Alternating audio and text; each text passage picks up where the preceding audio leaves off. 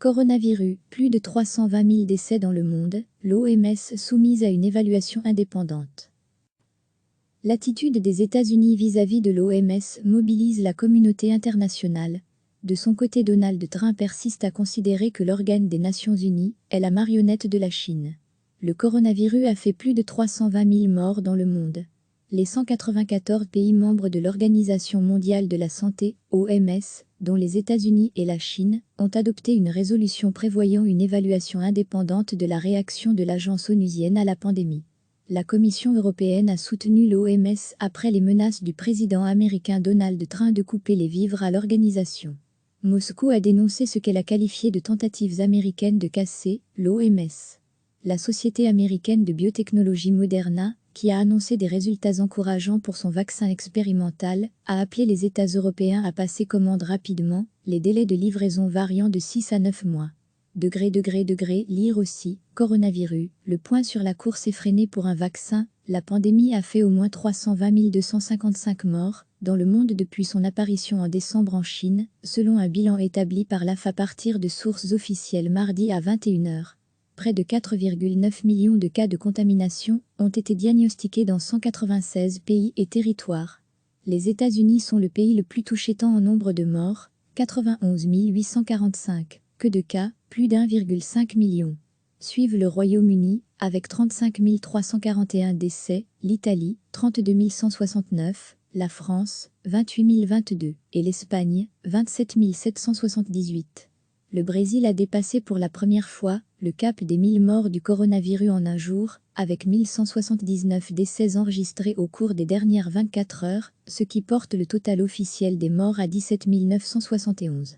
Le Chili, lui, a connu ce mardi la plus forte hausse de contamination, 3520, et de décès, 31, dus au Covid-19 en 24 heures, tandis que l'armée s'est déployée dans des quartiers pauvres de Santiago, où des émeutes ont eu lieu contre les pénuries alimentaires liées au confinement. Forte augmentation également au Nicaragua, avec 254 cas en une semaine, soit 10 fois plus que la précédente, et 17 décès. La Banque mondiale a annoncé que ces aides d'urgence, pour lutter contre l'impact sanitaire et économique du coronavirus, ont déjà bénéficié à 100 pays en voie de développement, qui abritent 70% de la population mondiale. La mise à l'arrêt de l'économie américaine pose un risque de dommages durables, a estimé de son côté le secrétaire au Trésor Steven Mnuchin. 5 pays d'Europe centrale, Allemagne, Autriche, Hongrie, Slovaquie et République tchèque, pourraient ouvrir les frontières les séparant vers la mi-juin. Nous pensons que nous pouvons créer un mini-Schengen permettant aux gens de voyager sans contrôle aux frontières, test ou quarantaine, à la mi-juin, a dit le chef de la diplomatie tchèque Thomas Petříček. La Bulgarie, la Serbie et la Grèce se sont mises d'accord pour alléger les restrictions de voyage en vigueur depuis la mi-mars. Les frontières des États-Unis, avec le Mexique et le Canada, resteront fermées au moins un mois supplémentaire, jusqu'au 20 juin inclus, pour tous les déplacements non essentiels, ont fait savoir mardi les autorités sanitaires américaines. Les 2 mois de confinement imposés au Maroc représentent 6 points de produit intérieur brut, PIB, a annoncé ce mardi le ministre marocain de l'économie. Le royaume chérifien, qui a enregistré officiellement 7023 cas de contamination et 193 décès au total, a imposé un confinement général le 20 mars, prolongé jusqu'au 10 juin, et renforcé par un couvre-feu nocturne pendant le Ramadan. L'inaction face à la pandémie de Covid-19 du Conseil de sécurité, paralysée par une confrontation entre les États-Unis et la Chine qui semble incapable de leadership à l'ONU, est honteuse, ont affirmé ce mardi dans un communiqué plusieurs ONG, comme International Rescue Committee, International Crisis Group ou encore Save the Children. L'Indonésie pourrait connaître un baby-boom, avec plus de 400 000 naissances supplémentaires à cause des mesures de confinement qui limitent l'accès aux moyens de contraception, a indiqué l'Agence nationale chargée du planning familial. L'attitude des États-Unis vis-à-vis de l'OMS mobilise la communauté internationale. De son côté, Donald Trump persiste à considérer que l'organe des Nations Unies est la marionnette de la Chine. Le coronavirus a fait plus de 320 000 morts dans le monde. Les 194 pays membres de l'Organisation mondiale de la santé, OMS, dont les États-Unis et la Chine, ont adopté une résolution prévoyant une évaluation indépendante de la réaction de l'agence onusienne à la pandémie. La Commission européenne a soutenu l'OMS après les menaces du président américain Donald Trump de couper les vivres à l'organisation. Moscou a dénoncé ce qu'elle a qualifié de tentatives américaines de casser l'OMS. La société américaine de biotechnologie Moderna, qui a annoncé des résultats encourageants pour son vaccin expérimental, a appelé les États européens à passer commande rapidement, les délais de livraison variant de 6 à 9 mois. Lire aussi, coronavirus, le point sur la course effrénée pour un vaccin, la pandémie a fait au moins 320 255 morts dans le monde depuis son apparition en décembre en Chine, selon un bilan établi par l'AF à partir de sources officielles mardi à 21 h. Près de 4,9 millions de cas de contamination ont été diagnostiqués dans 196 pays et territoires. Les États-Unis sont le pays le plus touché tant en nombre de morts, 91 845, que de cas, plus d'1,5 million. Suivent le Royaume-Uni, avec 35 341 décès, l'Italie, 32 169, la France, 28 022, et l'Espagne, 27 778.